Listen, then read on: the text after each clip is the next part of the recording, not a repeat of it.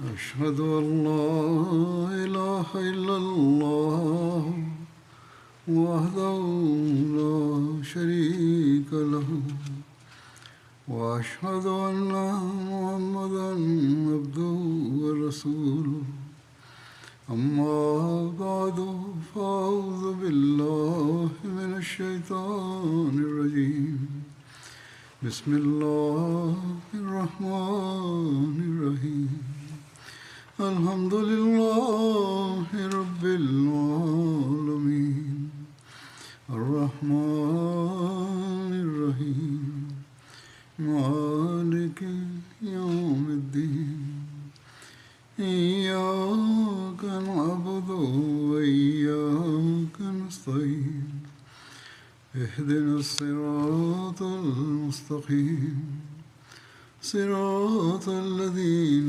أنعمت عليهم غير المغضوب عليهم ولا الضالين. Ще спомена събития, свързани с Хазрат Мунзир бин Амр, която е известна още като ужасната експедиция, което се е случило през 4 хиджри. Според някои това се е случило преди експедицията на Раджи, докато според други е станало след това.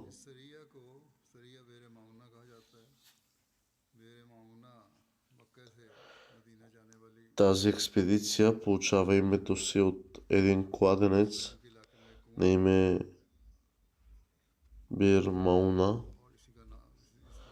по пътя от Мека до Медина, и това е мястото, където се проведе и тази експедиция.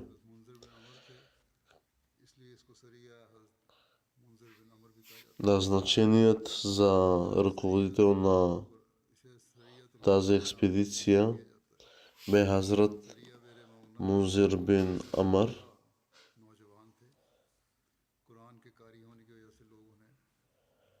поради което тя се нарича още експедицията на Мунзир бин Амр. Всички спътници, които участваха в тази експедиция, бяха млади и добре запознати с ученето и рецитирането на свещения Коран. Предисторията на това събитие,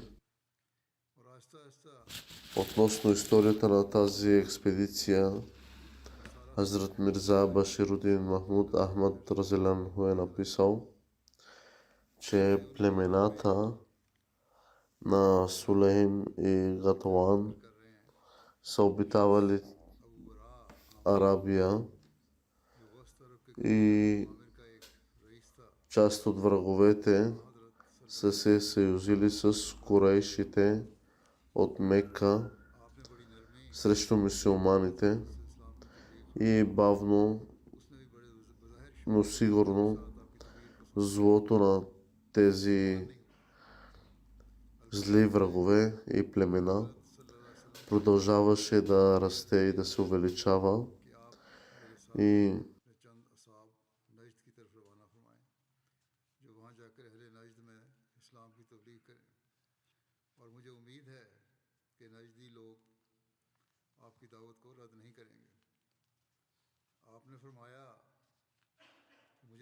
продължава да бъде враждата срещу исляма от тяхна страна. И като такъв в дните, които описваме сега,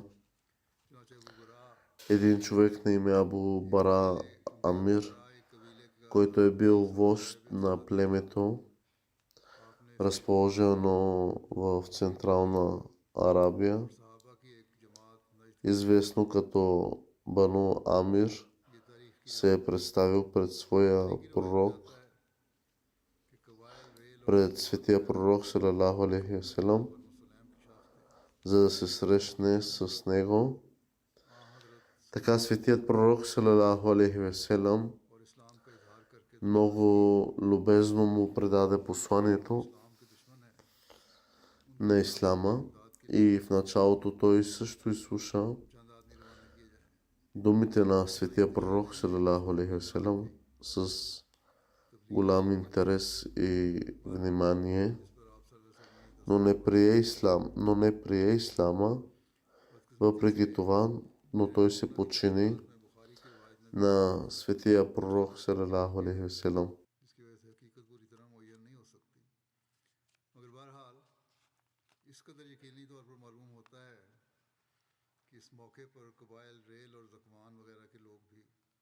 Но неговата молба бе към светия пророк салалаху алейхи веселам, че изпратете няколко сподвижници заедно с мен до Наджд, които да могат да пътуват до там и да проповядват посланието на ислама на хората от Наджд. Уверен съм, че хората от Наджд няма да отхвърлят вашето послание. И светият пророк салалаху алейхи веселам каза, че аз не вярвам на хората от Наджд, тъй като Абу Бара отговори: не се притеснявайте, аз гарантирам тяхната сигурност, тъй като Абу Бара бил вожд на племе и бил влиятелен човек. Така светият пророк салалаху алейхи веселам взел думата му под влияние и изпратил група сподвижници към Наджд.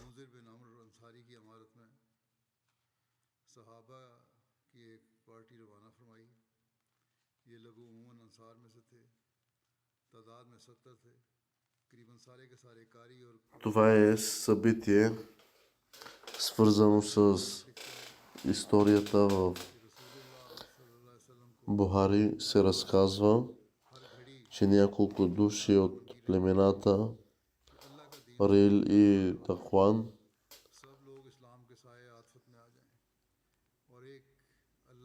които са клонове на прочутото племе, известно като Бану Сулейм, се явили пред светия пророк салалаху алейхи веселам и заявили, че приемат ислама.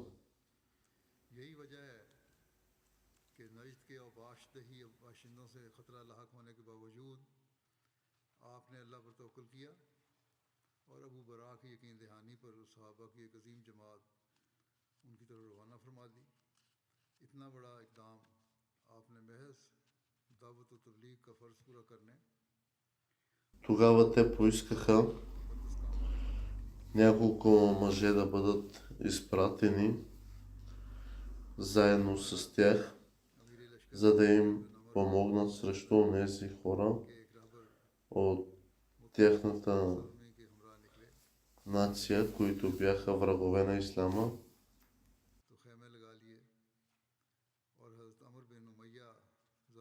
След това светият пророк салалаху алейхи веселам изпратил тази група и Ибн Саад също е записал предание в подкрепа на това, но не му е дал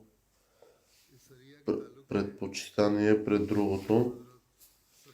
Въпреки това, за съжаление, по отношение на подробностите за Бир Мауна, дори подробностите, както са разказани в Бухари, са се смесили се до известна степен, поради което всички относими факти не могат да бъдат идентифицирани напълно. Във всеки случай обаче това, което се установява, е, че по този повод хората, принадлежащи към племената Рил и Дахван, също се представиха пред светия пророк салалаху алейхи васелам и те поискаха няколко сподвижници да бъдат изпратени заедно с тях.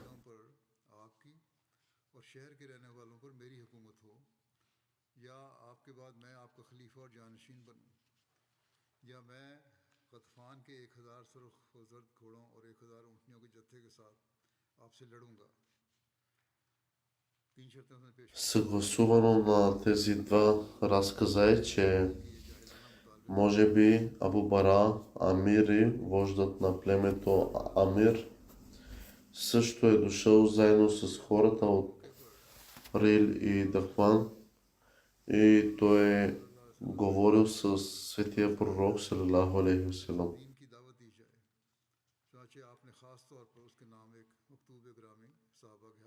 Като такъв, според историческия разказ, светият пророк салалаху алейхи васелам е казал, че не вярвам на хората от Начд, на което той отговорил: не се притеснявайте.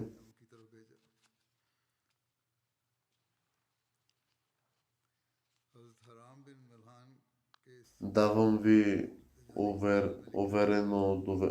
уверена дума, че вашите хора няма да бъдат наранени. Това показва, че хората от Рили и Дахван също са дошли с Абу Бара и светия пророк салалаху алейхи васелам е бил загрижен за тях. Въпреки това, светият пророк салалаху алейхи васелам изпратил група сподвижници под ръководството на Музир бин Амр Ансари разияллаху анху.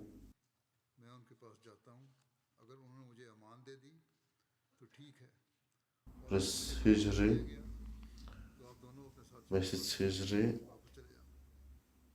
тези хора бяха предимно от ансарите и бяха общо 70 на брой и почти всички от тях бяха добре запознати с свещения Коран, учението на свещения Коран. Веднъж светият пророк салалаху алейхи васелам винаги е желал религията на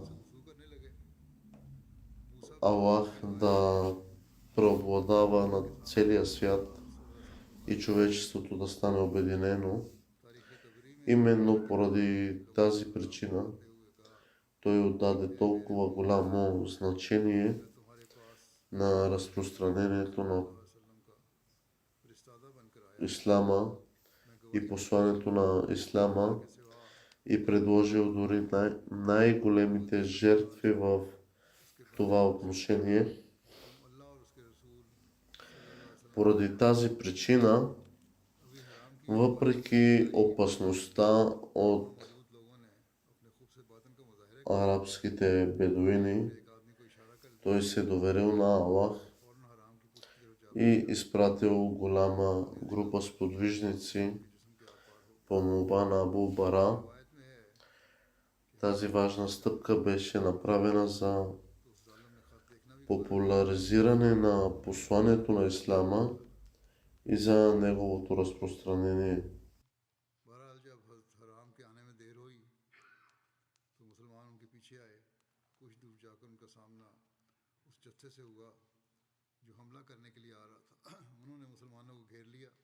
Писмото на светият пророк до Амир бин Туфейл и мъченичеството на Хазрат Харам бин Милхан разияллаху анху.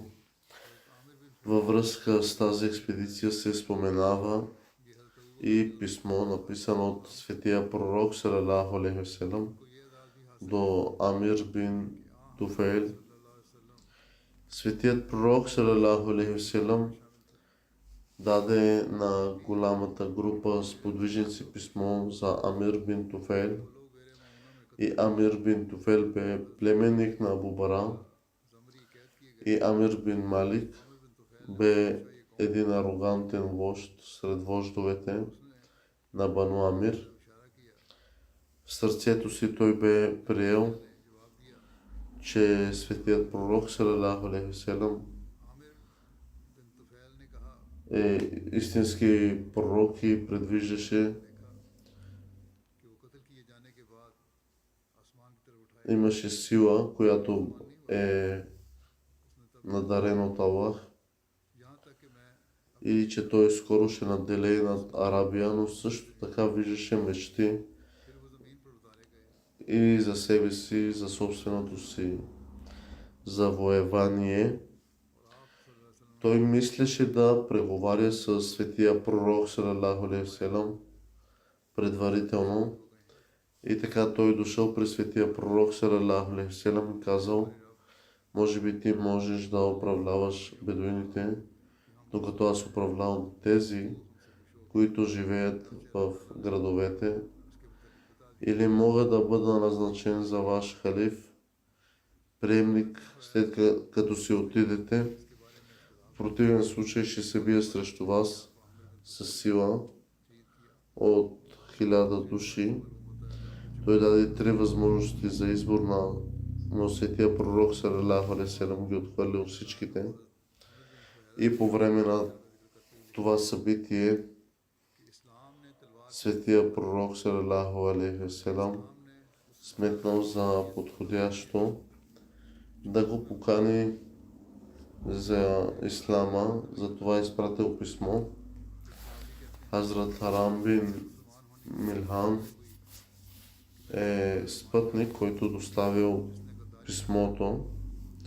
Така той бе придружен от 2 спътници, и единият от които имаше нараняване на крака. 3 отидоха да предадат писмото и Хазрат Харам ги инструктирал, казвайки: стойте близо до мен, ще отида при тях, ако ми дадат мир, това е добре, но ако ме убият, трябва да се върнеш при нашите сподвижници. След това той се приближил до Амир бин Туфейл, който седеше сред хората си, и Хазрат Харам ги е попитал: давате ли ми мир, за да мога да ви предам това писмо от светия пророк салалаху алейхи ва салям? Те отговориха утвърдително и Хазрат Харам започнал да им чете писмото. Той каза: о хора от Бир Мауна, донесох ви посланието на пратеника на Аллах салалаху алейхи ва салям. Свидетелствам, че няма никой достоен за поклонение на Аллах, освен Аллах, и Мухаммад салалаху алейхи ва салям е негов слуга и пратеник. Трябва да приемете Аллах и неговия пратеник. Хазрат Харам бе по средата на неговото прочитане, когато един от хората го нападнал отзад и го убил. Според едно предание, Амир бин Туфейл не си направи труда да получи писмото и го убил веднага.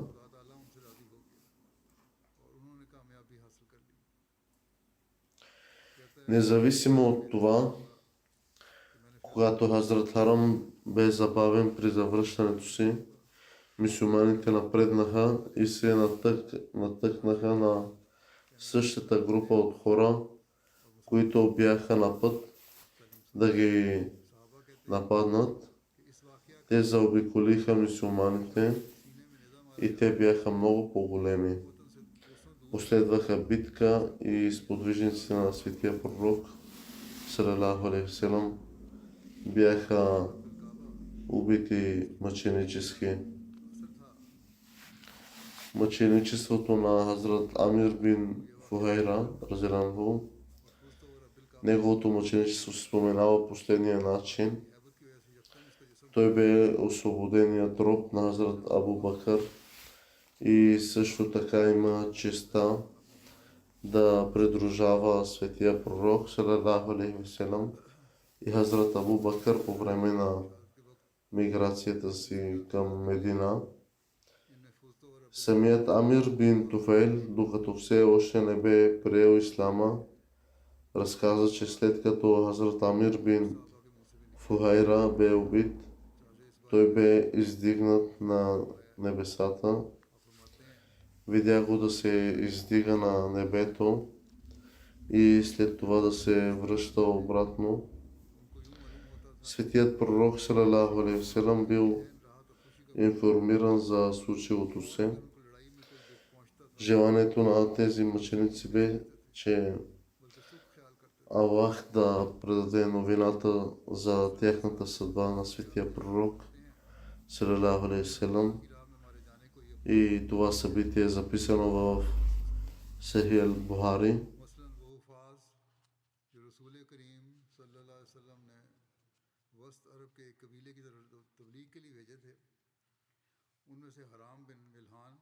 Хазрат Муслим Мауд разказва за мъчениците на Хазрат Амир бин Фухайра.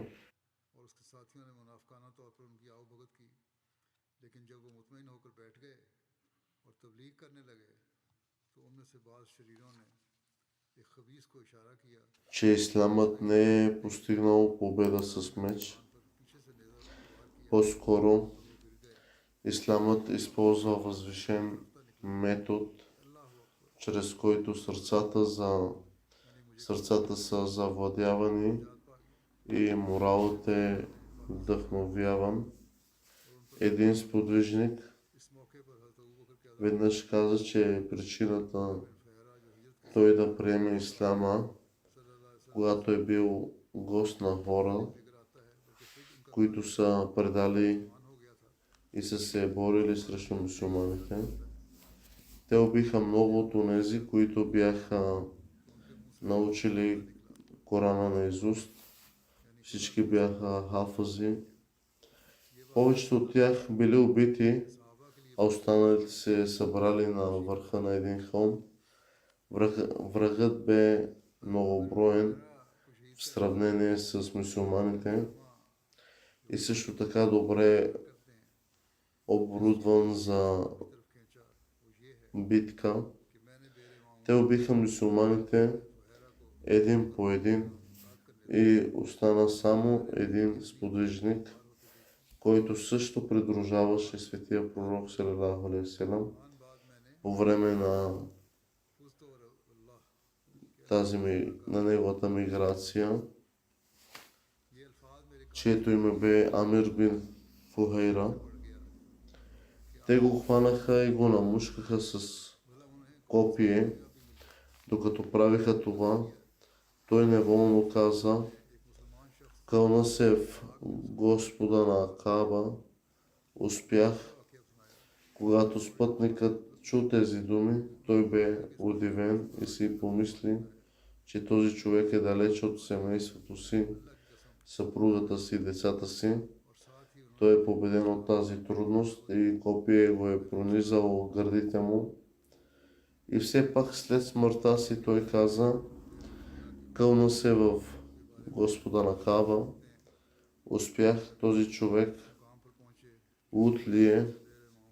Той попитал наоколо, за да разбере защо е казал такова нещо, и хората му казаха, че е мюсюлманин, а мюсюлманите наистина са луди. Когато мюсюлманите умират в името на Аллах, те чувстват, че Аллах е доволен от тях. В резултат на това този спътник решил да посети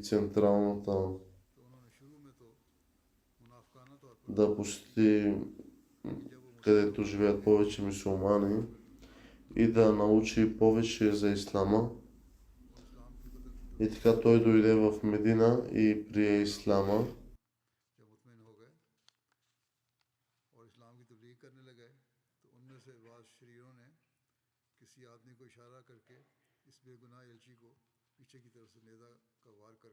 Така Хазрат Муслим Мауд разянаху казва, че исламът е бил разпространен чрез своите превъзходства а не със сила. Думите, изречени от Хазрат Амир бин Фухейра при неговото мъченичество, са подобни на тези на други сподвижници. И в това отношение Хазрат Муслим отразено заявява, че според историята сподвижниците са участвали във война с мисленето, с мисълта си, че смъртта ще им донесе щастие. Ако им бе причинена някаква болка, те биха го сметнали за утеха и наслада. Следователно има много събития на спътниците, които показват това. Например, едно събитие, при който 70 хафази, които са научили наизуст или Корана, са изпратени да предадат посланието на Ислама на някои арабски племена, да бъдат научени на исламското учение. И Фархан бин Милхан отиде да предаде това съобщение на техния вожд Амир бин Туфайл. Когато той предаваше това съобщение, те обявиха това, че да го нападнат.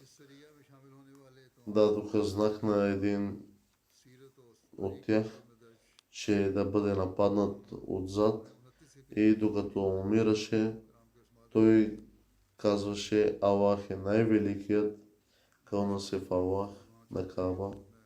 Успях. След това останалите сподвижници също бяха обкръжени и убити. Хазрат Амир бин Фухейра проявяваше същия дух. Човекът, който уби Амир бин Фухейра, също казва: чух да казва: кълна се в Господа на Каба. Успях. Чудех се защо каза тези думи, тъй като току-що го бях убил.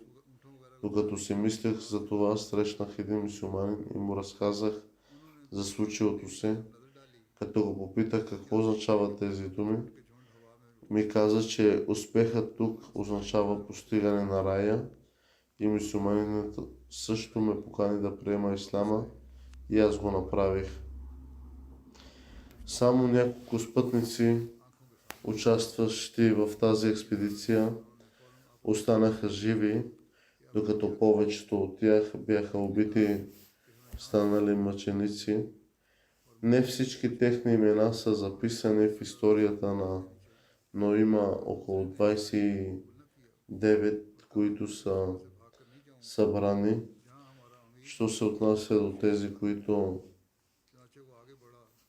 оцеляха, имаше един на Хазрат Амир бин Умайя Дамри и Хазрат Мунзир бин Мухаммад. Според други това е бил Харис бин Сима вместо Мунзир. Бяха отишли да пасат камилите, когато видяха птици да летят бясно в небето. След като се върнали, те видяха, че мюсюлманите са били нападнати и единият от тях мислеше да избяга и да информира светия пророк салалаху алейхи ва салям, докато другият не се съгласил и се присъединил към битката, и в крайна сметка той бе убит мъченически. Имаше един друг спътник, който останал жив, известен като Кааб бин Заид, който имаше нараняване на краката си. Той бе нападнат и тялото му бе оставено от врага, който го мислеше за мъртъв. Абу Бара бе много недоволен от начина, по който неговият племенник Амир бин Туфайл нарушил обета си, за да предостави защита и нападна мюсюлманите. Що се отнася до Абу Бара, някои смятат за сподвижник, някои го смятат за сподвижник, други не.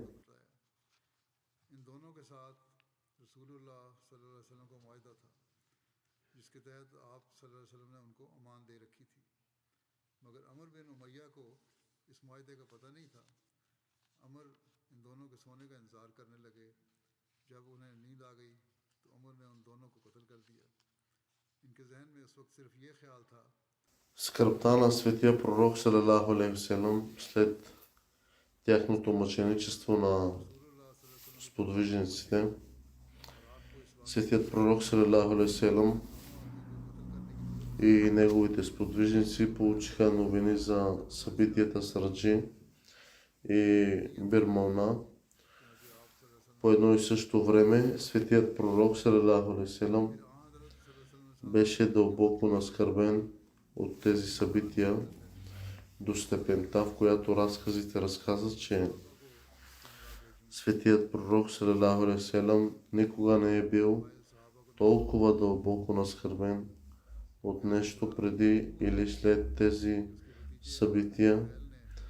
Несъмнено приблизително 80 сподвижници да бъдат внезапно убити чрез измама, особено такива сподвижници, които са били хафази към свещения Коран и са били от бедна и безкористна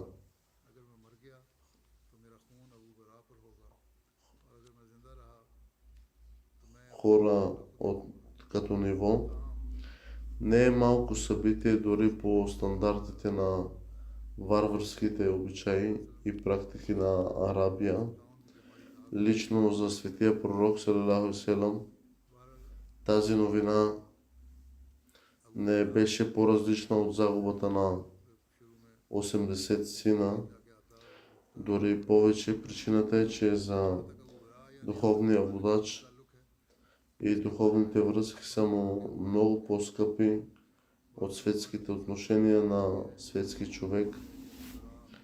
Следователно, светия пророк салалаху алейхи васелам беше дълбоко наскърбен от тези трагични събития, но във всеки случай исламът учи на търпение.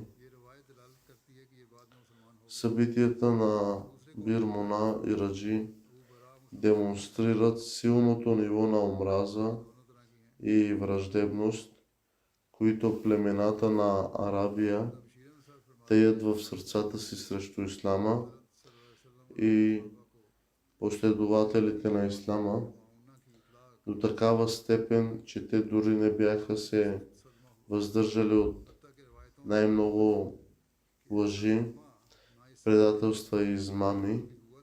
Въпреки забележителната интелигентност и бдителност на мюсюлманите, поради тяхното добро мислене за другите, което е отличителна черта на вярващите, понякога те биха били привлечени в техния капан.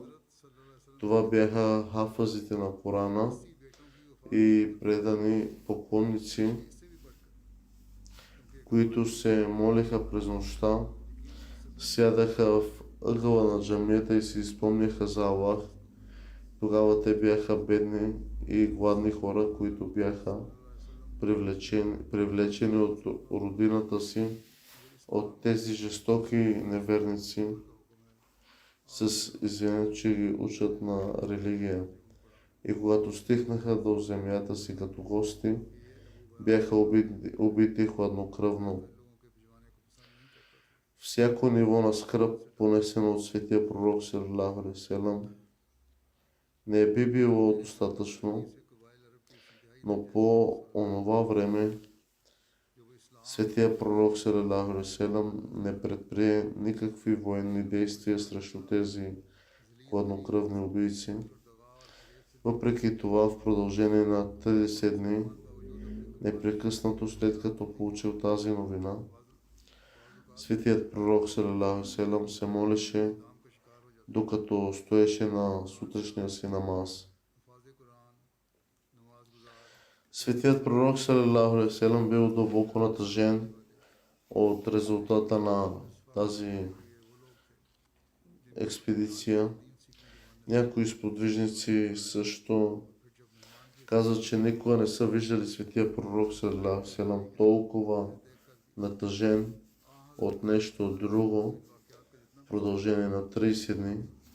Светият пророк салалаху селам се молеше срещу хората от Рил и Заклан и замесените в този трагичен инцидент.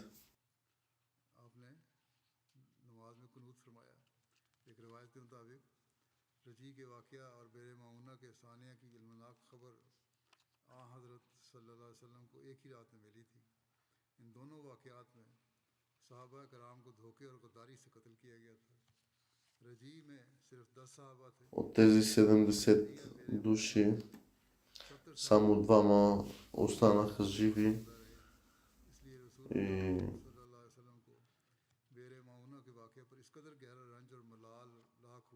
сподвижниците разказват, че Хазрат Анас разказва, че не съм видял никога светият пророк салалаху алейхи ва салям толкова натъжен.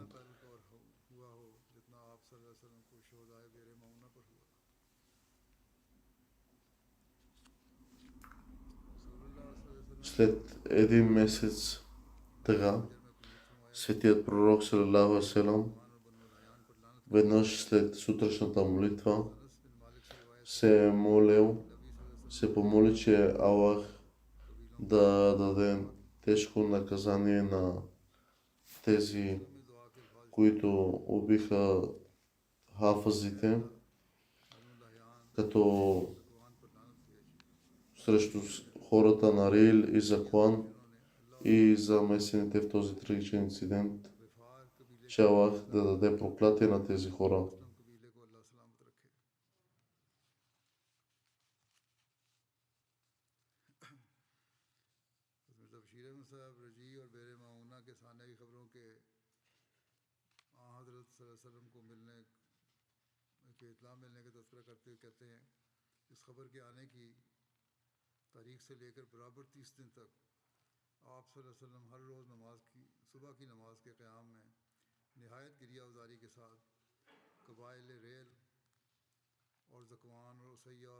Светия пророк салалаху алейхи ва салям всяка сутрин се молил, че Аллах имай милост над нас и над тези твои хора и накажи враговете.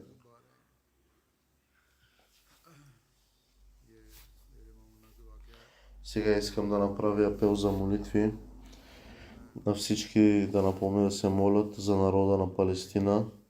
Те биват убити точно както и другите. Те са измамени по същия начин. Светът се втурва към голямо унищожение. Нека Аллах защити и ахмадите по света от негативни последици от войната. Призовавам също молитви за ахмадите, живеещи в Пакистан. Нека Аллах прояви милост и освободи техните потисници,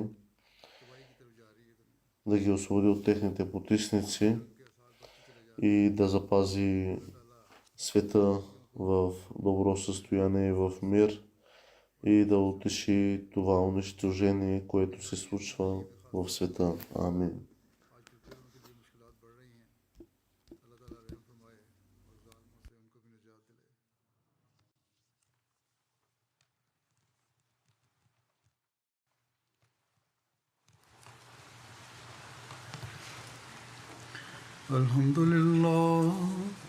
الحمد لله نحمده ونستعينه ونستغفره ونؤمن به ونتوكل عليه ونعوذ بالله من شرور أنفسنا ومن سيئات أعمالنا من يهده الله فلا مضل له ومن يضلل فلا هادي له ونشهد أن لا إله إلا الله ونشهد أن محمدا عبده ورسوله